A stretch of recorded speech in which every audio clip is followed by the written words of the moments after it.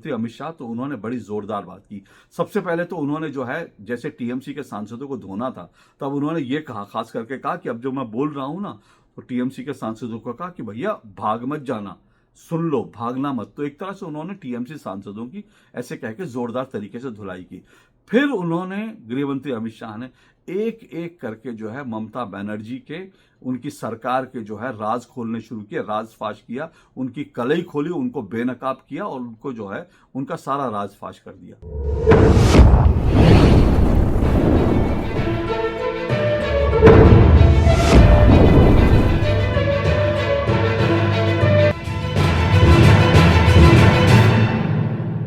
पश्चिम बंगाल की मुख्यमंत्री ममता बनर्जी उर्फ ममता दीदी जब लंदन की सड़कों पर जॉगिंग कर रही थी, उस वक्त केंद्रीय गृह मंत्री अमित शाह संसद के अंदर ममता बनर्जी की पार्टी के सांसदों की धुलाई कर रहे थे। केंद्रीय गृह मंत्री ने न सिर्फ टीएमसी के सांसदों की धुलाई करी, बल्कि उन्होंने ममता बनर्जी की भी पोल खोल दी। पूरे देश के सामने ममता बनर्जी को बेनकाब कर दिया। और इसके साथ साथ केंद्रीय गृह मंत्री अमित शाह ने उन तमाम सवालों का जवाब भी पहली बार दे दिया, जिन सवालों को बार बार पूछा जाता था। केंद्रीय गृह मंत्री से पूछा जाता था, मोदी सरकार से पूछा जाता था, और लगभग हर चुनाव में पूछा जाता था। बीते 3 चुनावों में, खास करके महाराष्ट्र, झारखंड और दिल्ली के चुनाव में, तो ये सवाल बार बार पूछा गया। इससे पहले कि उनके जवाब पर आऊं, ये सवाल समझ लीजिए। दरअसल अच्छी तरह से आप याद करें कि जब महाराष्ट्र में विधानसभा चुनाव थे, और उसके बाद महाराष्ट्र के साथ साथ दिल्ली में हुए और झारखंड में जब विधानसभा चुनाव हुए, तो बीजेपी ने इन तमाम चुनावों में घुसपैठ का मुद्दा, खास करके बांग्लादेशी और रोहिंग्या घुसपैठ का मुद्दा बड़े जोर शोर से उठाया था।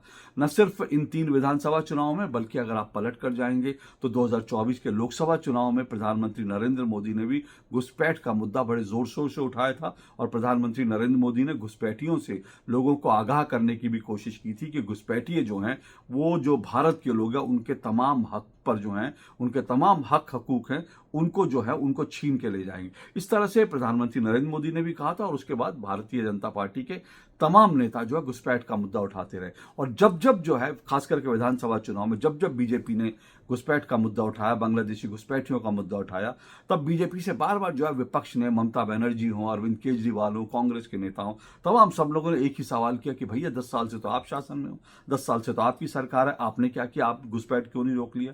फिर जब दिल्ली में ये जब घुसपैठ का मुद्दा उठा था, तब जो है अरविंद केजरीवाल, आम आदमी पार्टी ने कहा कि घुसपैठिए जो है कहां से बॉर्डर से चल के दिल्ली तक पहुंच जाते हैं, तो बीएसएफ वाले क्या कर रहे थे, भारत की सेना क्या कर रही थी, 10 साल से बीजेपी की सरकार क्या कर रही थी। ये तमाम सवाल जो है पूछे जाते थे, और इन तमाम सवालों को पूछ करके केंद्रीय गृह मंत्री अमित शाह और प्रधानमंत्री नरेंद्र मोदी को कटघरे में खड़ा किया जाता था।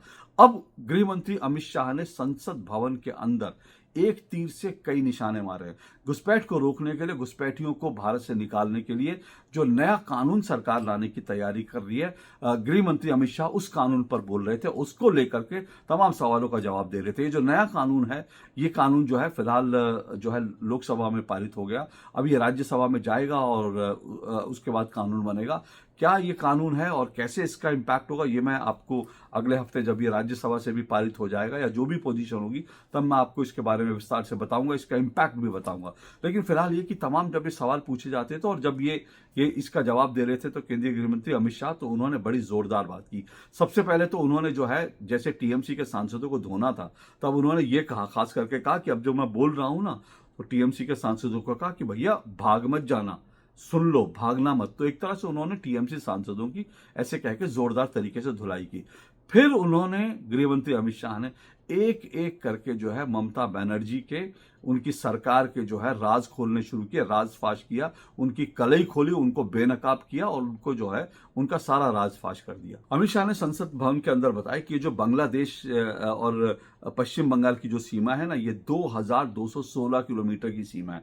इतनी लंबी सीमा में फेंसिंग लगाना जरूरी है। तो फेंसिंग लगाने के उस पर गृह मंत्री अमित शाह ने बताया कि करीब करीब 1656 किलोमीटर जो बांग्लादेश और पश्चिम बंगाल की सीमा है, इस पर ऑलरेडी फेंसिंग का काम पूरा कर दिया गया। लेकिन अभी भी इस फेंसिंग को करने के बावजूद करीब करीब 563 किलोमीटर की जो सीमा है, जो बॉर्डर है, वो खुला हुआ बॉर्डर है। अब इसको लेकर उन्होंने कहा कि घुसपैठिए आते कहां से, ये समझना जरूरी है और कैसे आ जाते हैं। तो गृहमंत्री अमित शाह ने साफ तौर पर कहा जो 563 किलोमीटर लंबी सीमा है, इसमें 112 किलोमीटर की सीमा ऐसी है जहां पर कि फेंसिंग होना जो है वो बड़ा ही मुश्किल है या लगभग असंभव सा काम है, क्योंकि इसमें नदियां हैं, इसमें नाले हैं और साथ साथ ऊंची नीची पहाड़ियां हैं जहां फेंसिंग नहीं हो सकती। तो पिछले दिनों आपने कई तरह के वीडियो भी देखे होंगे कि बांग्लादेश से जो है लोग वीडियो बनाते बनाते कैसे भारत में घुसपैठ कर देते हैं, उसको लेकर लोगों ने बड़ी चिंता जताई थी। अब इस तरह के तमाम रास्ते हैं, तमाम नदियां और नाले हैं, ऊंची नीची पहाड़ियां जहां पर फेंसिंग नहीं हो सकती। तो फेंसिंग जहां नहीं हो सकती वो तो एक अलग बात है, वहां के लिए कुछ दूसरी व्यवस्था बनाई जा सकती है, वहां ड्रोन से निगरानी हो सकती है, वहां पर चौकसी बढ़ाई जा सकती है, कुछ और चीजें हो सकती है। लेकिन उससे बड़ा खतरा क्या, उससे बड़ा खतरा यह है कि करीब करीब 450 किलोमीटर की जो सीमा है, जो बॉर्डर है, वहां पर फेंसिंग नहीं हो पाई है जहां से घुसपैठिए भारत में घुस आते हैं। अब ये जो 450 किलोमीटर का जो एरिया है, यानी ये जो पश्चिम बंगाल और बांग्लादेश के बीच जो 450 किलोमीटर का एरिया है, इस पर फेंसिंग क्यों नहीं है, इसको लेकर गृहमंत्री अमित शाह ने खुलासा किया। उन्होंने कहा कि दरअसल इन 450 किलोमीटर की जो सीमा है, इस पर ममता बनर्जी की सरकार केंद्रीय एजेंसियों को वहां फेंसिंग करने ही नहीं दे रही। ये कह के उन्होंने एक बड़ा खुलासा किया संसद के अंदर, लोकसभा के अंदर।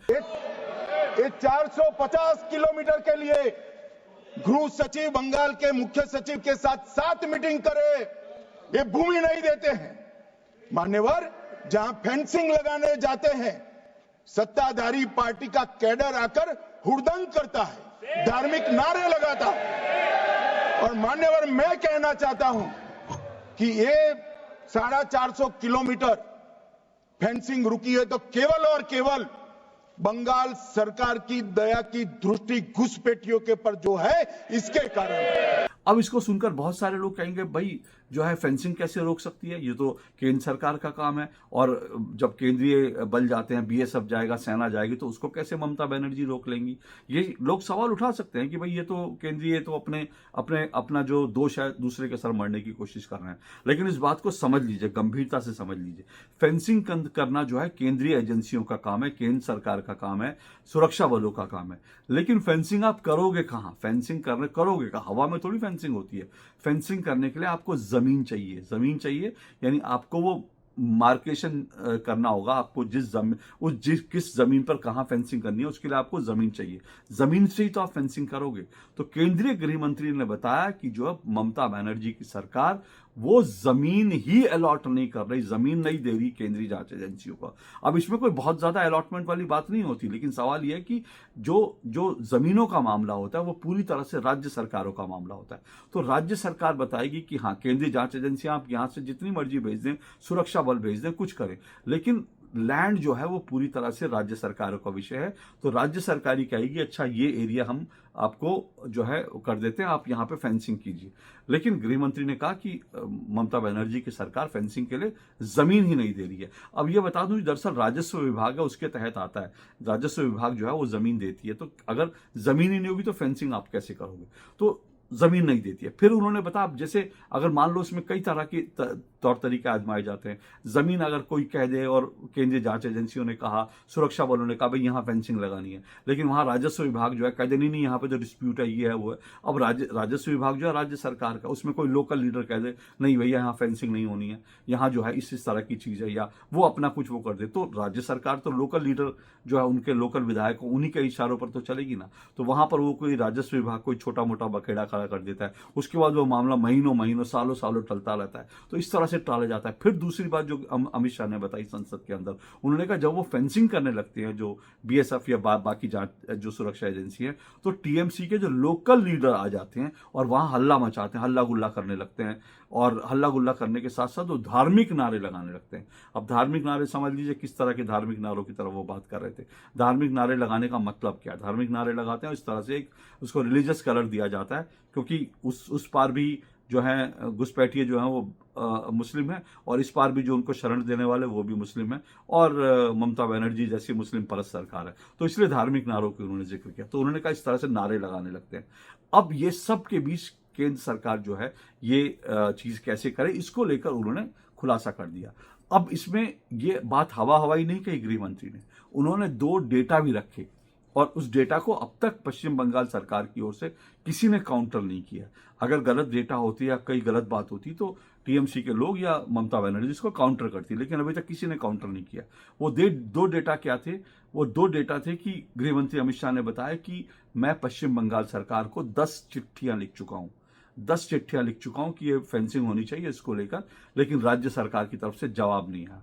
दूसरी बात उन्होंने कही कि 7 बार जो है केंद्रीय जो सचिव हैं, गृह सचिव होंगे जो सेंटर से हैं, तो केंद्रीय गृह सचिव जो हैं बंगाल के, या केंद्रीय सचिव उन्होंने मुझे ठीक से वो नहीं, उन्होंने कहा कि केंद्रीय सचिव जो हैं, केंद्र के जो सेक्रेटरीज हैं, वो 7 बार जो हैं वो जो राज्य के सचिव हैं, पश्चिम बंगाल सरकार के जो सचिव हैं, जो अधिकारी हैं, उनके साथ वो बैठक कर चुके हैं, लेकिन इन तमाम बैठकों का, इन चिट्ठियों का कोई परिणाम नहीं निकला। यानी ममता बनर्जी की सरकार फेंसिंग करने के लिए तैयार नहीं। अब सोचिए 450 किलोमीटर पर फेंसिंग नहीं होगी तो फिर आप घुसपैठकों और घुसपैठियों को रोकोगे कैसे? अब गृह मंत्री ने एक और चीज उसके साथ साथ की, उन्होंने कहा एक तो ये फेंसिंग नहीं होने देते, दूसरी बात है कि जो लोग घुसपैठ कर लेते हैं, जो लोग आ जाते हैं, उनके जो है नकली, उनके जो है फर्जी आधार कार्ड और फर्जी उनके वोटर कार्ड बनाकर उनको वोटर बना लिया जाता है। अब ये बहुत बड़ा अपने आप में आरोप है, लेकिन इसका भी कोई काउंटर अब तक वहां से नहीं आया। अब ये जो चीज है बीजेपी और बाकी लोग भी कहते रहे, देश में पहले भी इस बात के खुलासे हो चुके हैं कई बार, जो है ये फर्जी रैकेट, फर्जी जो है आधार कार्ड बनाने वाले, फर्जी वोटर कार्ड बनाने वाले कई रैकेट जो है बंगाल के बस्ट हो चुके हैं। बंगाल में, महाराष्ट्र में कई बस्ट हो चुके हैं और इसमें लोकल लीडर्स का जो है हाथ भी सामने आता है। तो ये गृह मंत्री ने कहा कि इनको वोटर बना दिया जाता है और फिर इन वोटर के दम पर जो है ममता बनर्जी जैसी जो नेता हैं वो बंगाल में शासन करती हैं। क्योंकि मत भूलिए कि भारत में कुल मिलाकर अगर देखें तो सरकारी आंकड़ा आपको बता रहा हूं, 1 से 2 करोड़ जो है वो बांग्लादेशी और रोहिंग्या घुसपैठी हैं, 1 से 2 करोड़। अब ये सरकार का आंकड़ा है, अब गैर सरकारी आंकड़ा आप बताएंगे तो इससे ज्यादा होगा। आप सोचिए कि इसमें 1 करोड़ में मैक्सिमम जो है बंगाल में ही बताए जा रहे हैं, असम में भी है, लेकिन असम में हम उनको खदेड़ा जा रहा है। बाकी नॉर्थ ईस्ट स्टेट में भी है, वहां भी सरकारें खदेड़ रही हैं, लेकिन बंगाल में इनको शरण दी जाती है। अब सोचिए अगर 20, 30, 40 लाख भी जो है घुसपैठिए अगर जो है पश्चिम बंगाल में रह रहे हैं, तो और ये बांग्लादेश, ये जो है बांग्लादेशी घुसपैठिए, रोहिंग्या घुसपैठिए, ये ममता बनर्जी का कोर वोट है। और अगर इतने सारे जो हैं घुसपैठिए वोटर होंगे तो फिर जो है ममता बनर्जी को कैसे हराया जा सकता है? ये अपने आप में बड़ी चुनौती है और इसीलिए जो है सरकार अब इसको लेकर कई तरह की योजनाएं बना रही है। चुनाव आयोग कई तरह की योजना बना रहा है। पहले घुसपैठियों को आइडेंटिफाई करने के लिए, पासपोर्ट वेरिफिकेशन के लिए कई तरह के तरीके चल रहे हैं। जो वोटर आईडी कार्ड है उनको वेरिफिकेशन के लिए कई तरह के तरीके चल रहे हैं। ये भी चल रहा है कि आधार कार्ड से लिंक कर दिया जाए। तो वो जो पूरी की पूरी जो है इस तरह की कई सारी चीजें जो सरकार कर रही है, और जो नया कानून आ रहा है उसमें भी कई ऐसे प्रावधान हैं कि जिसमें आइडेंटिफाई करा जा सकता है कि घुसपैठिए कहाँ है। तो इसको लेकर सरकार अब मजबूत तरीके से आगे बढ़ रही है। लेकिन उसके बारे में किसी और दिन बात करूंगा, इस विधेयक के बारे में, इस नए प्रस्तावित कानून के बारे में, क्योंकि अभी तो बिल है, कानून नहीं बना, इसके बारे में फिर बात करेंगे। लेकिन कुल मिलाकर जो है ममता बनर्जी को जिस तरह से एक्सपोज किया केंद्रीय गृह मंत्री अमित शाह ने, वो अपने आप में दिलचस्प है। और अंत में फिर से कह रहा हूं, याद रखिए इसका काउंटर नहीं आया। इसका क्या मायने आप अच्छी तरह से समझ सकते हैं। आज के लिए इतना ही, इजाजत दीजिए, नमस्कार।